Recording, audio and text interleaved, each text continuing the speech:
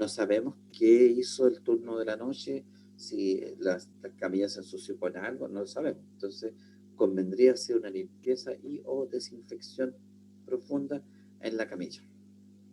Luego de limpiar la camilla, que es el lugar de trabajo, nos dirigimos a los vestidores, le ponemos batas si es que hay que colocar, como siempre les digo, ver si hay luz, todas esas cosas básicas. Volvemos a la camilla, ya se secó la camilla porque uno va a agregar amonio cuaternario o clorhidruido o alcohol a la camilla, hay que esperar que se seque. Una vez que se secó, por eso no es al tiro colocar la sabanilla de papel, si no se va a humedecer. Por eso hago esto de la impresión, asear, espero que se seque la camilla. Mientras espero que se seque, voy a echar un vistazo a los vestidores. Vuelvo de los vestidores, está seca la camilla, extiendo mi sabanilla, acomodo la almohada, la frase es que es necesario. De ahí nos dirigimos a reponer los insumos de seguridad, guantes de procedimiento, pecheras plásticas, mascarillas, si es que hay que usar. Eso es lo básico para todos los equipos, para todos. Eso lo vimos en TAC y lo vimos en resonancia, pero ahora nos entramos ya a lo que es ultrasonido. Y en ultrasonido nos vamos a preguntar, ya, vamos a ver los insumos de seguridad, no tiene, no tiene, no hay.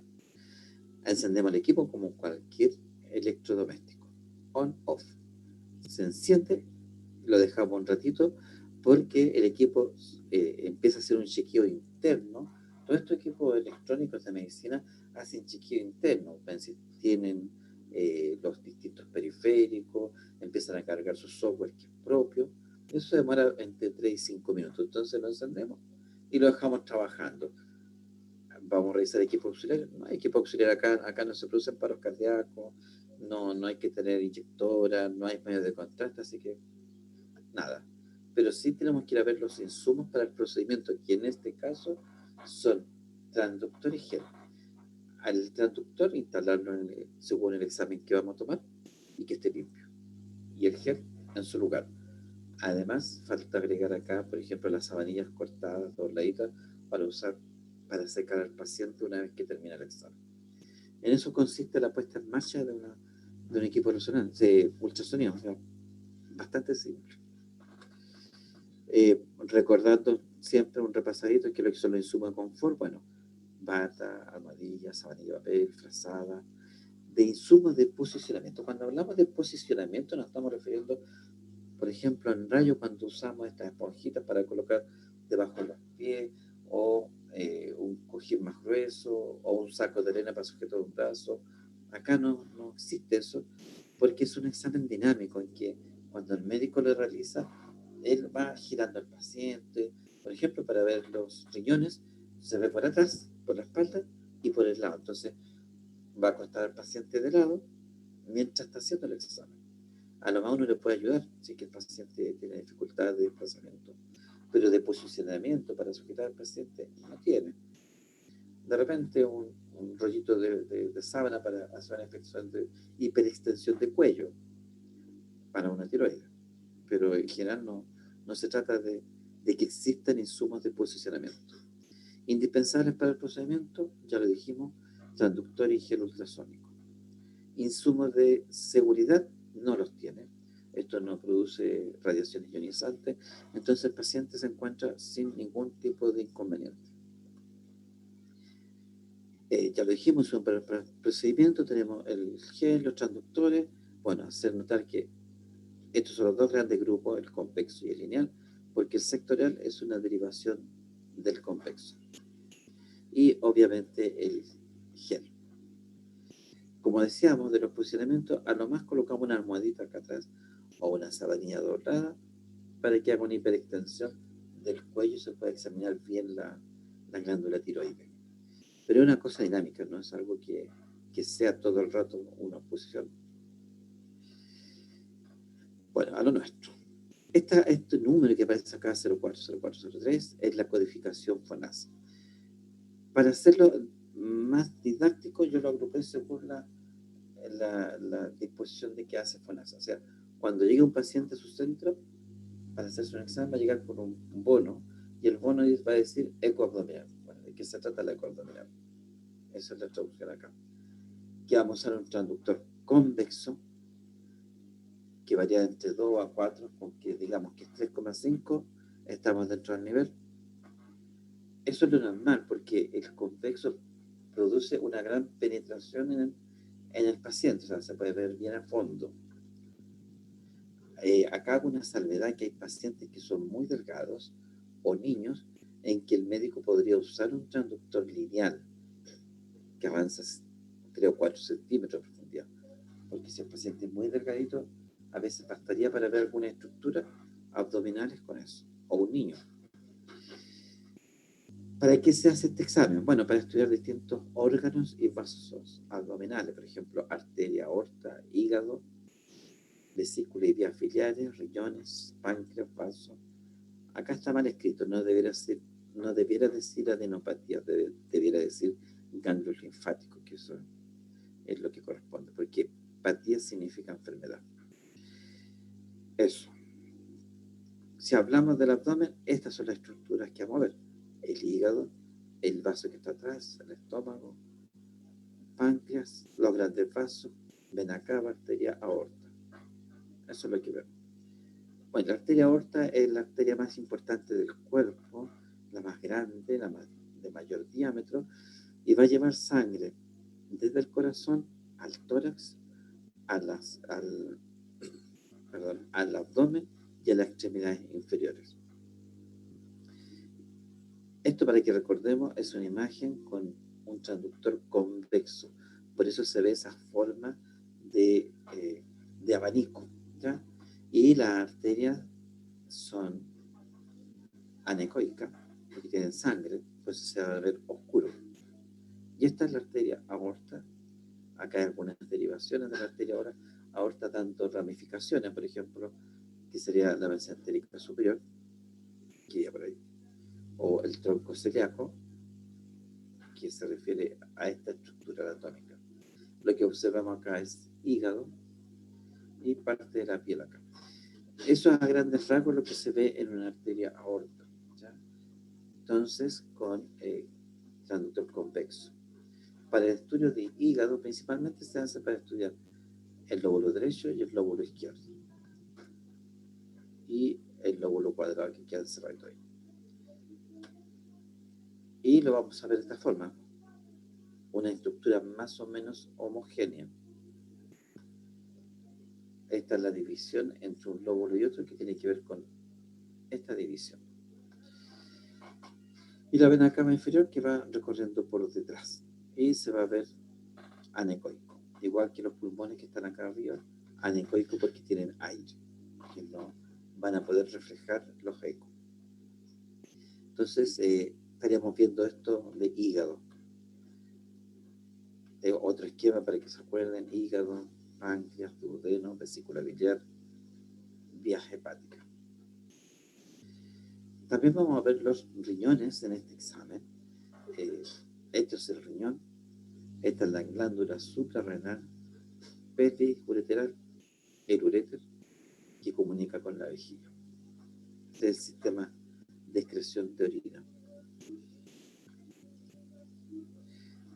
Y en ecotomografía, también con un transductor convexo, vamos a tener el riñón, parte del hígado y la pleura.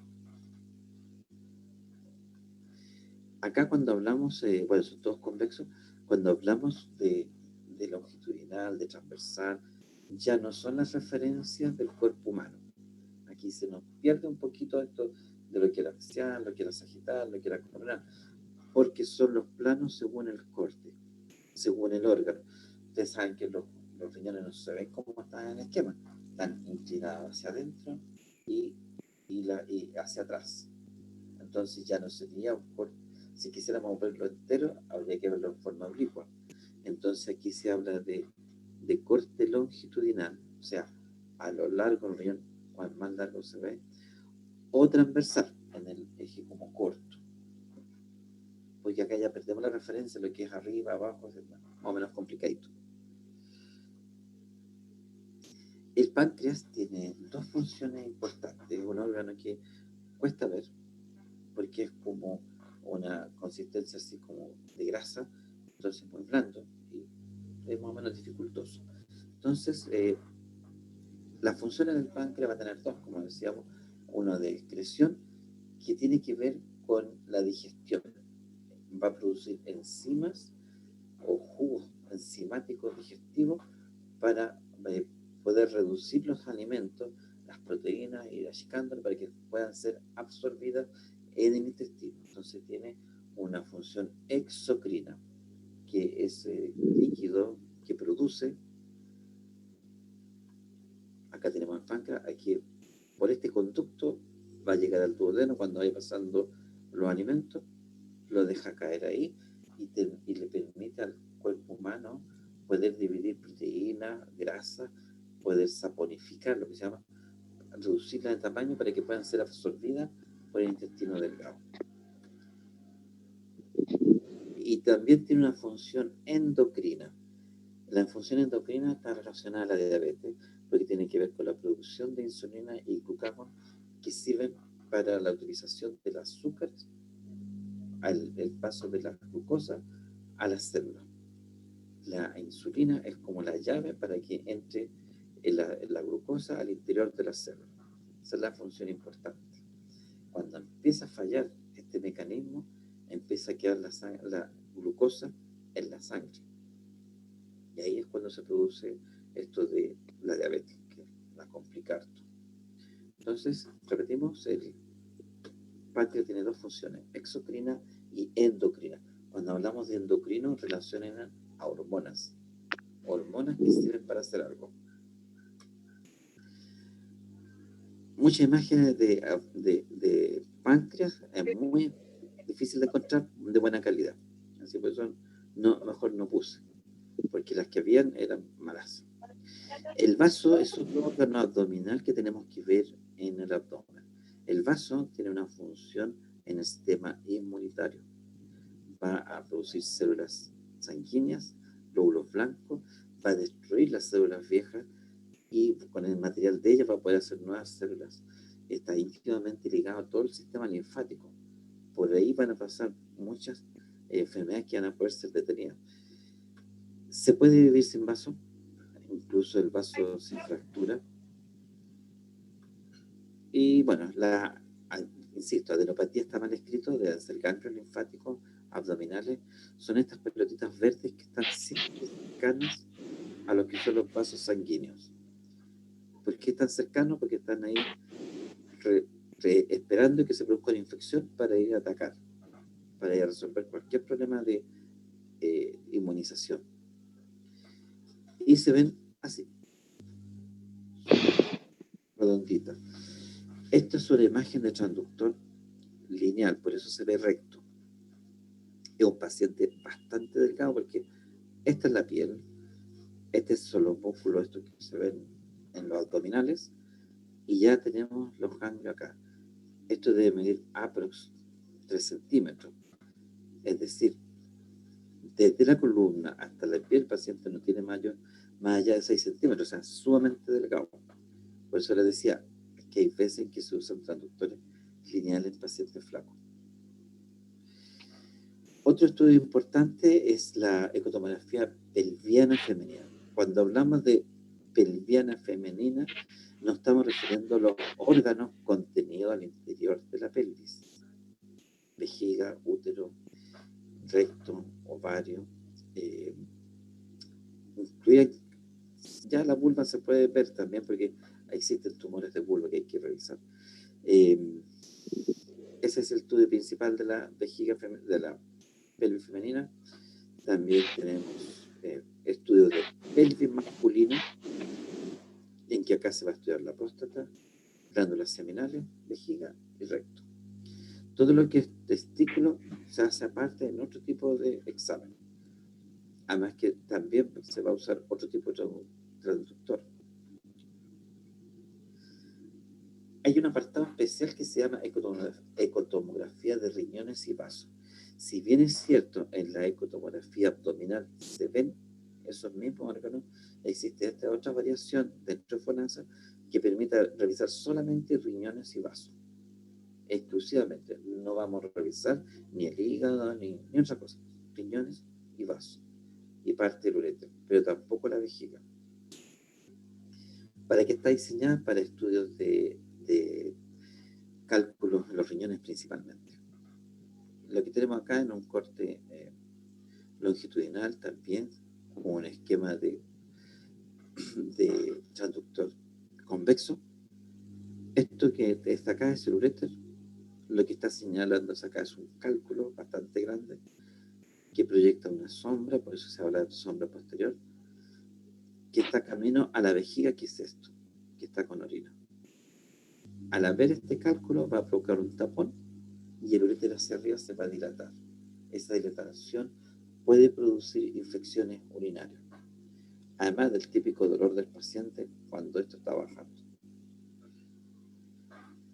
Hablamos de vaso, que es un órgano bastante delicado, bastante blando, que se puede fracturar, se puede cortar.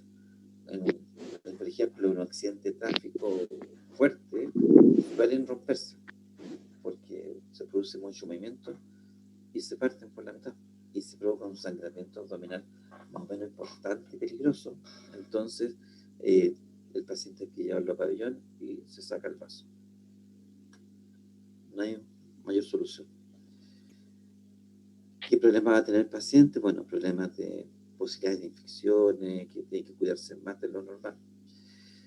En la ecotomografía cerebral se va a usar un transductor sectorial que se posiciona sobre la cabecita del bebé. ¿Cuándo se va a usar? Cuando haya probabilidades de lesión de cerebro. Como les decíamos el otro día, el cerebro del bebé no se ha cerrado todavía tiene una parte superior que uno puede mirar a través de ella como una ventana. No, ¿por qué?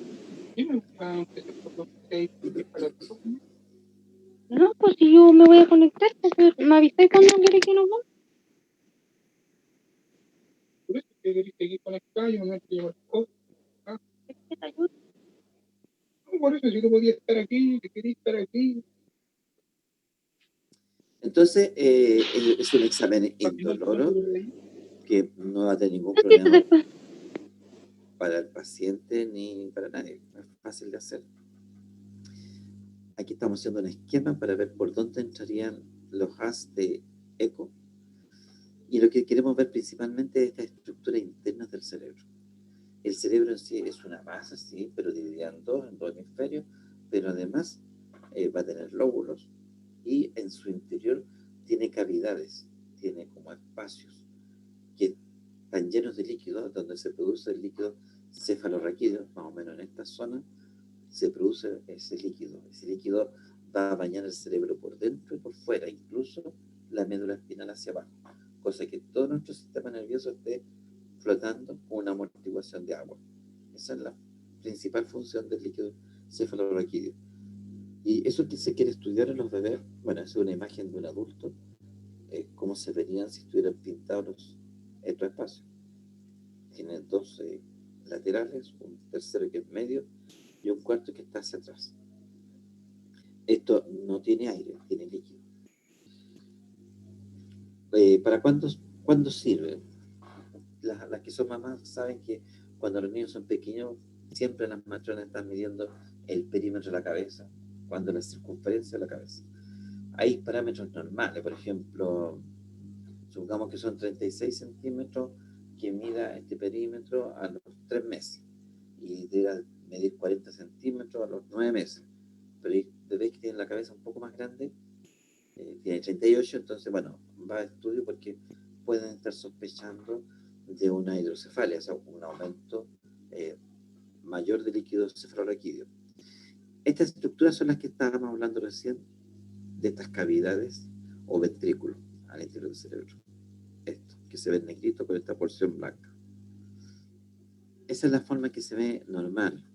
Y en casos patológicos como la hidrocefalia, se ven estos grandes espacios, unas grandes dilataciones de los ventrículos, que en este caso está dado por este tumor que está afectando la línea media y está obstruyendo el paso del líquido cefalorraquídeo, porque el líquido cefalorraquídeo se produce al exterior, pero tiene un circuito en que va girando, no es que se quede detenido, está todo el día girando, produciéndose.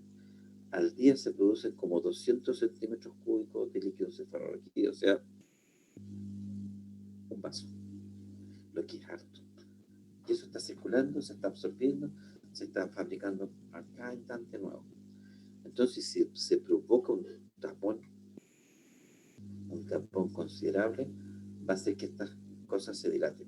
Y esa dilatación va a afectar al cerebro y va a afectar en su funcionamiento. Por eso es tan importante recurrir rápidamente a esto y revisar. ¿Qué se hace en estos casos? Muy, muy simple. La solución es colocar una manguerita desde aquí, se trepa en el cráneo, se hace un hoyito en el hueso y se sale con una manguerita bajo la piel hacia el abdomen. Eso es lo que se llama una válvula de derivación, cosa que el exceso de líquido se vaya eliminando al abdomen. ¿Cómo estamos ahí? ¿Estamos bien? ¿Estamos cansados? ¿Medio mareados? Profesor, ¿le puedo hacer una consulta? Por supuesto. No me quedó muy claro. El eco cerebral entonces se ocupa el transductor lineal y el sectorial, ¿o uno solo? No. Sectorial. Solo sectorial. Porque es, acuérdate que el lineal es recto, sí. Un cajoncito. El otro que conocemos es el convexo, que es un abanico. Sí, sí. Pero el sectorial es un abanico chiquitito. Imagínate una linterna chiquitita. Entonces, el espacio acá es como de 1 centímetro en la cabecita. Si colocamos el sectorial es muy grande, entonces va a ser mucho artefacto y lo que va a entrar es poco. Entonces se coloca uno pequeñito, chiquitito, justo para el espacio. Entonces el médico ahí puede navegar por dentro. Entonces en ese caso, del sectorial se usa para la ecotomografía cerebral infantil y para la cardíaca. ¿Por qué para la cardíaca? Para el corazón. Porque hay que pasar entre medio de las costillas. Y acá, por ejemplo, en este dibujo tenemos unas costillas. Por estos espacios hay que pasar para mirar hacia adentro del corazón. Entonces no sacamos nada con poner una cosa grande que va a quedar distorsionada. Por eso se usa el sectorial. Eso es principal. Gracias. Ya. Ahora, otro ecotomografía importante es la mamaria, en que se usa un transductor lineal. Aquí vamos a recordar también un poquito de anatomía. Si no le agrego anatomía, terminamos en 5 minutos. Pero siempre conviene recordar algunas cosas anatómicas que son importantes. Tenemos la mama con su areola y pezón. Y estas cosas son los ganglios linfáticos normales. Estos miden aproximadamente 1 centímetro y hay cientos. Generalmente en la axila, al interior de línea media. Esta es la cadena mamaria externa. Tenemos una axilar, una infraclavicular. Tenemos varias ramas. Cuando se produce un tumor, un cáncer, el cáncer se puede diseminar al resto del cuerpo vía sanguínea y también vía linfática. Se puede ir por estos conductos linfáticos y de ahí llega al corazón y se desparrama por todos lados. Cuando una persona tiene un tumor de mama, los médicos lo primero que revisan es lo que se llama el ganglio centinela, el ganglio más cercano a la mama. Si este ganglio, que es el primero que está más cercano al tumor, lo sacan, si lo pasan al patólogo que está en el mismo pabellón, él lo revisa con corte anatómico, revisa las células que tiene y dice, está limpio, está bien, impecable, se cierra, se saca el tumor y chao. Pero en cambio, si dice, ¿sabe qué? Este ganglio está con problemas. Entonces el médico va a ir y va a sacar otros 5 o 6 ganglios más para que los revise. Si siguen estando todos malos, ya la cirugía va creciendo y a la persona le va sacando un cuarto de seno, medio seno o todo, dependiendo qué tan comprometidos se encuentran esos ganglios linfáticos. No sé si ustedes hicieron algo de radioterapia o no han pasado radioterapia todavía. Porque en radioterapia una de las nomenclaturas... No, aún no. Hay una nomenclatura para señalar cuáles son los tumores.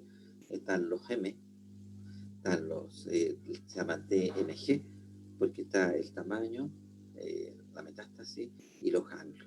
Si hay ganglios comprometidos o no y a qué distancia. Y eso se va determinando con estos tipos de ganglios. Y eso va significando si hay 1, 2 o 3 ganglios comprometidos, ya esta persona tiene ciertas posibilidades de sobrevivencia. Si tiene muchos ganglios a distancia comprometidos, ya la sobrevivencia ya no es un 50% en 5 años, sino que al cabo de 5 años de ese grupo de personas puede que queden unas 5 vivos. Y eso es la significancia de conocer que hayan ganglios comprometidos en las mamas. Siguiendo con la estructura de la mama en general es pura grasa, puro tejido graso. Y vamos a tener estos centros lobulillares, lóbulos o lobulillos, que son los más pequeñitos. El lóbulo, el grande, los lobulillos son estos pelotitas chiquititas, que es donde se produce la leche. La leche es conducida hacia afuera por los conductos galactófaros o conductos lácteos, que van a llegar al pezón hacia afuera. En el pezón no hay solamente una salida de conductos, a veces hay 6, 7 puntitos distintos por donde van drenando estos conductos. De ahí vamos a tener cáncer de mama del tipo lobulillar, o sea, a nivel del lóbulo, o intraductal, quiere decir que están dentro del conducto o ducto los tumores. Y eso es súper importante para una mama porque hay tumores que son más agresivos que otros y va a depender de dónde se encuentre. ¿Cuándo se realiza una ecotomografía mamaria? Bueno, cuando hay persistencia de dolor, cuando hay problemas de mama, cuando se ha hecho una mamografía anormal, quiere decir que salió con algunas alteraciones, para seguimiento de personas que han sido operadas de cáncer. Son lesiones, o sea, controles más o menos cada 6 meses. Esto del VIRAT, el VIRAT es un tipo de nomenclatura que se usa en mama, que significa informe radiológico abreviado y tiene distintos números, van del 0 al 5, siendo el 1 el que no tiene nada, y el 5 el más grave, o sea, el tumor de tal dimensión, de tal tamaño y de peligrosidad. Siguiendo con nuestra ecotomografía, tenemos la testicular, bueno, que obviamente para el estudio del testículo, en estos conductos, en estos lóbulos, se producen los espermatozoides que van a ir a guardarse acá a lo que se llama el epidídimo. Cuando se hace una eyaculación, acá hay unos músculos que van a exprimir este epidídimo y van a empujar los espermios hacia afuera a través del conducto deferente. Ectografía tiroides también, transductor lineal como el anterior. La tiroides es una glándula que se encuentra debajo de la manzana de Adán o cartílago tiroide, que cuando uno traga siente cuando pasa. Esa es la tiroide. Tiene 2 grandes lóbulos unidos por un centro que se llama istmo, que es como un puentecito. Por detrás va la tráquea, por donde pasa el aire. Y en un esquema de un transductor lineal, a nivel transversal de esta imagen, vamos a ver los 2 lóbulos, el derecho, el istmo y el izquierdo. Estos que se ven negritos son vasos sanguíneos, arteria, vena. Esto que está acá al centro es la tráquea. Nada más que decir de esto, que la imagen es más o menos parejita, uniforme, no se ven grandes alteraciones. En este caso que estamos mostrando acá, hay una lesión en el lóbulo del lado derecho y está la imagen con zoom, por eso se ve más grande, pero sigue siendo una imagen de transductor lineal. Por eso es fácil de distinguirlo, cuadrado. ¿Por qué me interesa recalcarles harto esto del lineal, del convexo? Porque a veces ustedes se van a encontrar con un equipo que tiene 4 transductores, pero tiene 2 slots. Entonces, antes que entre el médico, ustedes van a tener que haber cambiado el transductor y dejarlo listo para trabajar. Por eso es importante que relacionen examen con tipo de transductor, ¿ya?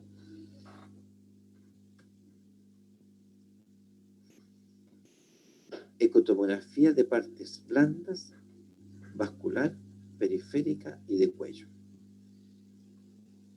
Ecotomografía de partes blandas también se refieren a articulaciones. En este caso, por ejemplo, ecotomografía del hombro. Como ustedes pueden darse cuenta en esta foto, no es necesario estar acostado en la camilla. En general, se hace con el paciente sentado en la camilla de frente al médico que está usando un transductor lineal. ¿Y qué permite ver? Ligamentos, tendones. Este es un hueso. En el hueso se ve solamente el borde, pero ella les permite poder visualizar los tendones. Acá tiene el tendón largo y el tendón corto. No es mayor importancia eso que sepan. Y una ecotomografía de muñeca, que también es bastante frecuente. En este caso, el paciente se va a encontrar sentado en una silla, común y corriente, con la mano sobre la camilla, y el médico va a empezar a examinar en la búsqueda de lo que se llama el túnel carpiano, que es una estructura que se produce a nivel transversal y que va a apretar un nervio que es el que provoca los problemas de las personas que están con dolor en las muñecas, generalmente la secretaria. El estudio también comprende estudio de partes blandas de piel. Lo que tenemos acá es una lesión subcutánea, debajo de la piel. Tan simple como eso. Si uno tiene un levantamiento por otro, un cototo, una tumoración, no sabe de qué está compuesto. Tiene levantado, pero no sabemos de qué es. En este caso es de grasa. Entonces con la ecotomografía se puede estudiar de qué es. Esto también es un transductor lineal. Lo que pasa es que es una imagen compuesta en que el transductor se movió, se desplazó por la lesión, pero hizo un escape, o sea, un recorrido. Por eso se ve como alargado y no se ve recto como siempre, porque siguió avanzando. Pero sigue siendo un transductor lineal. Dijimos vascular carotídeo. Esta es la visión normal de una arteria, que permite ver el ancho de la arteria. Natalia, levantaste la mano. Sí, profesor, buenas tardes. Pregunta nomás porque me sale más fácil que me interrumpa. Dime. ¿Qué va a entrar en la prueba? La materia, pues. ¿Por qué estoy hablando? Ah, ya, muchas gracias. Ya, entonces, transductor también lineal. Y acá tenemos la misma estructura, la misma arteria, pero pintada. Quiere decir que estamos hablando de una ecotomografía Doppler. Existe también la ecotomografía vascular, pero periférica, la otra era de cuello. Esto es periférico. Significa que el estudio completa de las venas de las piernas, desde los tobillos hasta las ingles, porque se necesita saber cómo está funcionando el sistema venoso profundo y superficial de las piernas en la búsqueda de varices principalmente. ¿Qué es lo que es una varice? Bueno, la varice esto es un flujo normal de venas. Para que la sangre avance por la arteria, basta con la fuerza del corazón que la va empujando y va avanzando. Para que suba la sangre de las piernas al corazón, estando de pie, se complica un poco más la cosa, porque ya se necesita algo más que la fuerza del corazón. Entonces las venas, a diferencia de la arteria, tienen válvulas, digamos como válvula de paso, por ejemplo. Pasa un latido, pasa la sangre hacia arriba y las venas se cierran abajo, cosa que la sangre no se devuelva. Se provoca otro flujo que viene entrando, se abre, sube la otra y baja, y van subiendo así como escalones, afirmándose en estas pequeñas válvulas. Pero las válvulas con el tiempo en algunas personas fallan y dejan de funcionar adecuadamente, entonces la sangre va a subir y otro poco se va a devolver. Como se va a ir acumulando sangre, las venas se deforman y provoca estas protuberancias a nivel de la piel, que son las varices. Que estéticamente se vea feo es una cosa, que sea peligroso es lo más importante, porque cuando la sangre se devuelve, se arremolina y empieza a crear posibles trombos que pueden ir a dar al corazón o al pulmón y provocar una enfermedad grave en un paciente. Por eso es tan importante el estudio de varices.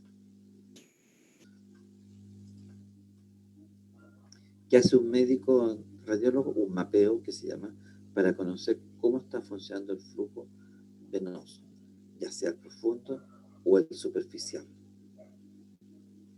Como hablábamos recién, existe la ecotomografía de cuello, o sea, carotidia, para ver el estado de las carótidas. El cerebro, les contaba el otro día, se alimenta de 4 vías sanguíneas distintas, 2 carótidas y 2 arterias vertebrales. Las carótidas tienden a acumular placas de ateroma o colesterol que a la larga van a ir tapando el paso de la sangre hasta llegar a un momento en que se va a obstruir. Una es que se obstruya y lo otro que se desprendan como pequeños elementos hacia una vía más pequeña, provocando una pequeña trombosis cerebral. Ese es lo complicado. Y lo que estamos viendo acá es que de repente se rompe esto y llegan plaquetas a tapar inmediatamente para que no se desprenda. Igual a veces se desprende y eso es lo peligroso. El Doppler es un efecto de ecotomografía que se produce por el movimiento. Si yo mando un eco, por ejemplo, a mi mano acá, va a rebotar y va a llegar a la otra.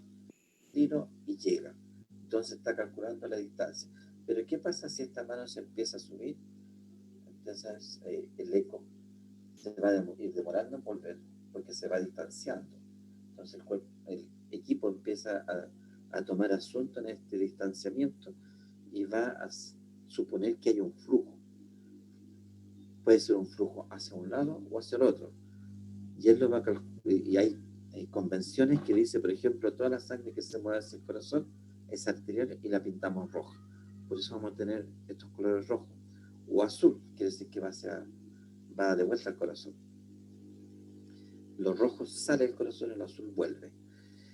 Pero acá nosotros tenemos la misma arteria que se dividió en 2 brazos, pero acá tiene una mancha azul. Esto no quiere decir que haya una vena. Lo que sucede es que aquí hay una placa de ateroma que está obstruyendo el paso de esa sangre y es como cuando uno ve un río y hay una piedra, entonces el agua pasa y hace un remolino y se va. Es lo que está sucediendo acá. Está entrando la sangre, hay un tapón, se produce un remolino y la sangre se va. Pero ese remolino hace que la sangre fluya hacia el otro lado. Por eso se ve azul. No es que haya una vena metida entre medio en esa imagen. Otra ecotomografía que puede que no esté en el servicio de ustedes o tengan ustedes que ayudar a un ginecólogo son las obstétricas. Acá con Doppler podemos ver el corazón de un bebé. Eso ya se ve a la semana, o sea, al día 40 ya el corazón está completamente funcionando. O sea, día 40 es un mes y medio. Así de pequeñito. Y es importante ayudar a los médicos en ese trabajo. Estos equipos son tan sofisticados actualmente que permiten hacer reconstrucciones tridimensionales de los bebés. Tal como que lo hiciera un escáner o equipos más complicados. Dentro de los estudios de embarazo obstétrica, también se van a usar 2 tipos de transductores, ya sea el convexo o el intravaginal o intracavitario en este caso, pero va a depender de la época del embarazo. Antes del tercer mes es más conveniente el uso de este, porque queda más cercano al útero. En cambio, sobre el tercer mes ya se usa solamente el convexo, que va a ser la ecotomografía transabdominal, por fuera.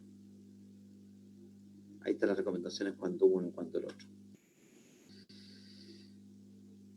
Otras funciones de la ecotomografía son el apoyo a procedimientos quirúrgicos. En este caso, se está enterrando una aguja en una mama, guiado por un transductor lineal para guiarlo a esta zona de una lesión líquida. Puede ser agua, puede ser pus, puede ser un quiste. Esa imagen lineal es la sombra que va dejando la aguja. Por eso es fácil y es más práctico ayudarse con un ecotomógrafo para hacer estas funciones y no estar adivinando dónde va. Entonces, llegan hasta el centro de la lesión, extraen el líquido y ese líquido se va a estudiar del laboratorio para saber qué componente tiene. Existe otro tipo de lesión que puede ser un tumor más denso, una masa, Entonces se entra con otro tipo de instrumento que no es una jeringa, que es una pistola especial que va a sacar un trocito de tumor. Esa es una biopsia core. Aquí vamos a ver un pequeño videito.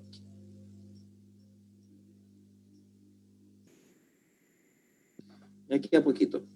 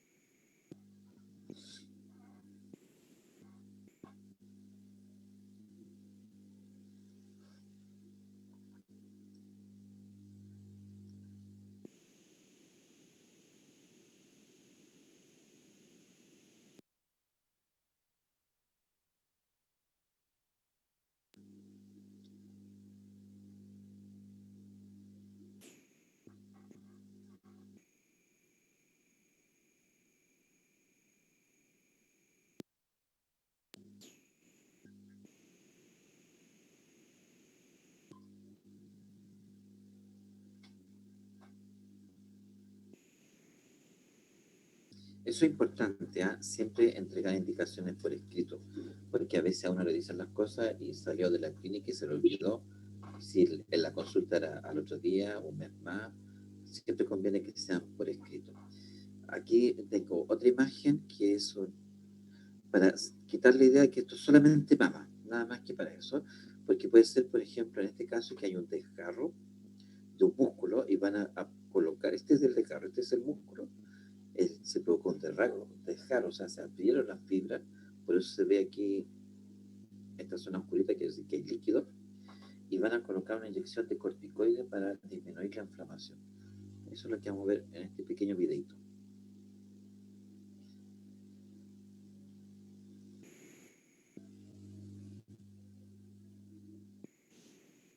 Esa que viene bajando es la aguja. Y va a llegar hasta el centro de la lesión. ¿La ven? Porque están viéndolo con la eco. Con un eco, con traductor lineal. Llega al centro de la lesión y empieza a inyectar este corticoide, que es un antiinflamatorio. Vean cómo se aumenta de tamaño incluso la zona. Y ahora se retira. Eso es un apoyo a un procedimiento quirúrgico. Vamos a hacer un pequeño resumen. A esto yo me refería más o menos que el esquema en que tienen que organizarse. Ecotomografía abdominal, que puede ser la eco abdominal o renal y vaso. Ecopelviana, que puede ser femenina o masculina. Eco cerebral, o sea, solamente cerebro infantil. Eco de partes blándulas, de glándulas superficiales. Son estas cuatro: testicular, mama, tiroides, glándulas salivales, que son las que están aquí produciendo saliva en la cabeza. Existe otra parte blanda, que son las musculoesqueléticas, que puede ser de hombro, muñeca, codo o superficie de pie. Ecovascular, que va a ser de extremidades inferiores, o carotidio cuello. Y por último, apoyo a procedimientos quirúrgicos, que sería la punción de aguja fina, aguja común y corriente, o la core. ¿Con qué limpiamos los transductores? Con esta cosa que se llama transéptica. Si no tenemos esto, solamente limpiarlos con la toalla Nova. Ni alcohol, ni cloro, ninguna de esas cosas. ¿Qué hacemos cuando tenemos un paciente y no tenemos transéptica? Tenemos un paciente que tiene una infección, por ejemplo, una Klebsiella, un Clostridium, porque no son tan poco frecuentes. Bueno, el transductor se mete completo dentro de una bolsa o una manga plástica y ahí queda totalmente aislado del paciente, así evitamos que se contamine. Brevemente, esto es materia del próximo año, pero para que vayamos avanzando, en la eco, ya sea abdominal o renal, se necesita ayuna, 6 horas, no masticar chicle, no fumar, no tomar bebida, incluso no hablar por lo menos una hora antes, porque el tragar aire, que se llama aerofagia, por ejemplo, esto que estoy haciendo yo, de hablar todo el rato, durante una hora, me lleno de gases en el abdomen, porque uno traga aire cuando habla. Y el aire en el abdomen dificulta la visión, por eso obviene todas estas indicaciones. El paciente ingresa a la sala con bata abierta, se usa transductor convexo y lineal solamente y exclusivamente en paciente a veces delgado, sino convexo. Para la eco pelviana femenina hay una pequeña variación, no es necesario ayuna, pero sí en el caso de la femenina, 4 horas sin orinar. En el caso del hombre, además de las 4 horas sin orinar, debe tomar agua, 1,5 litros de agua, antes del examen. Si el paciente usa sonda, se piensa 2 o 3 horas antes. Lo que se estudia acá principalmente es a través de la vejiga. Entonces el paciente va a tener la vejiga completamente llena en algún momento al empezar el examen. Se hace el estudio, se mide cuánto orina acá en la vejiga, se manda al paciente a orinar. Después que orina, él vuelve, se sigue con el estudio para saber cuánta orina queda dentro de la vejiga. Porque como conversamos el otro día, la próstata hace que se hagan retenciones de orina.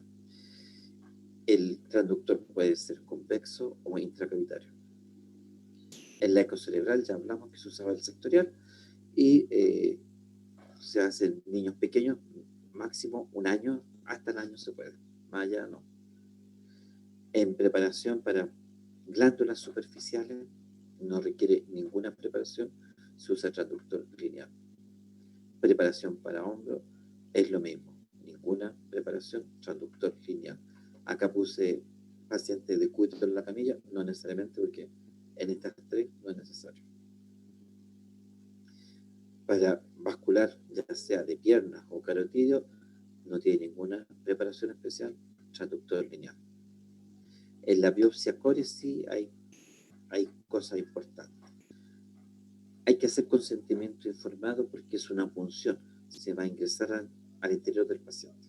Entonces el paciente tiene que estar informado y tiene que autorizarlo. Además hay que hacer encuestas buscando látex, alergias al látex o a la anestesia. Y la suspensión de anticoagulante. El anticoagulante es un medicamento que se da a los pacientes, por ejemplo, a los hipertensos, que tienen que tomar todos los días su aspirina. Bueno, eso es para que se provoquen estos coágulos que hablábamos recién de las varices. Es para eso. Entonces el paciente tiene que suspender este anticoagulante 2 días antes, porque si no, en el momento de la punción va a sangrar y no se va a detener. Y se va a complicar el examen. No es que se vaya a morir por el sangramiento, pero hace que cueste más la coagulación. Existen de 2 tipos, biopsia core, que era la que mostrábamos, que era como la cajita que era para estudio de masa más sólida, y la punción de agujas finas, que tiene que ver con lo que es líquido, la extracción de líquido. El transductor de apoyo es el lineal. Y con respecto a la ecotomografía ginecobstétrica que pueden ayudar a los médicos, bueno, siempre ahí se va a usar o el convexo o el intracavitario, dependiendo del estado gestacional. Eso, muchachos, eso es lo que teníamos para hoy día. Hasta este momento estaba revisando el correo, no me mandó Carlito para el lunes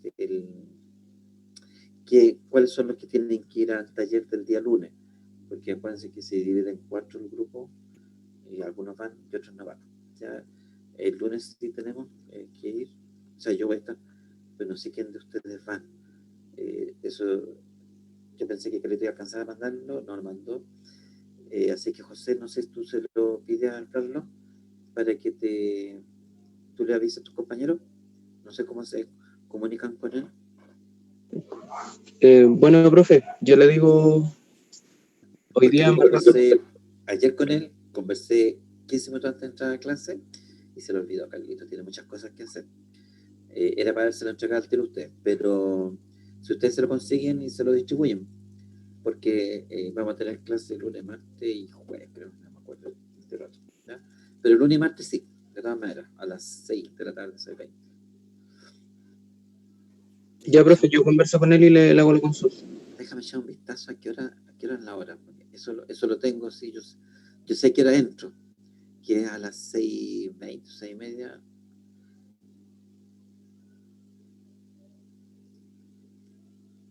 Ya, el primer grupo es a las 6 hasta las 7:20 y son los días 11, 12, 13 y 15. Entonces, no es que ustedes vayan todos esos días, tienen que ir un puro día nomás, ¿ya? Eso. Y en la segunda semana son los días 19, 20 y el sábado 23 que vamos ahí. No pude otro horario, ¿ya? Pero ¿quién va? Eso lo distribuyes tú mejor, José. Va a ser más fácil. Ya, profe. Eso, la prueba no está tan difícil, los talleres están súper fáciles de hacer porque tiene una evaluación. Ahí vamos a hacer una guía en grupo para que sea más fácil. O sea, si nos sacan un 7 ahí, es que estamos complicados. O sea, nota mínima que les voy a poner un 6, porque es cosa muy simple que vamos a conversar en el mismo taller que ustedes tienen que rellenar una guía. Y eso vale un 30% la nota del ramo, o sea, no es poco, ¿ya? Así que eso, chicos, no hay más y nos estaríamos viendo el lunes, ahí ya físicamente. Eso es todo. Si tienen alguna duda, me consultan. El trabajo de grupo es de esta semana, pueden entregar hasta el domingo, porque yo hasta el domingo no voy a revisar, así que no tienen que apurarse para hacerlo para mañana. El domingo, igual que la semana pasada. Si tienen problemas, me avisan y por si estuviera cerrada el aula, pero no creo. ¿Ya? Eso pues, que estén bien, descansen y nos estaríamos viendo el lunes. Gracias, Ya, profe. profesor. Le vaya bien.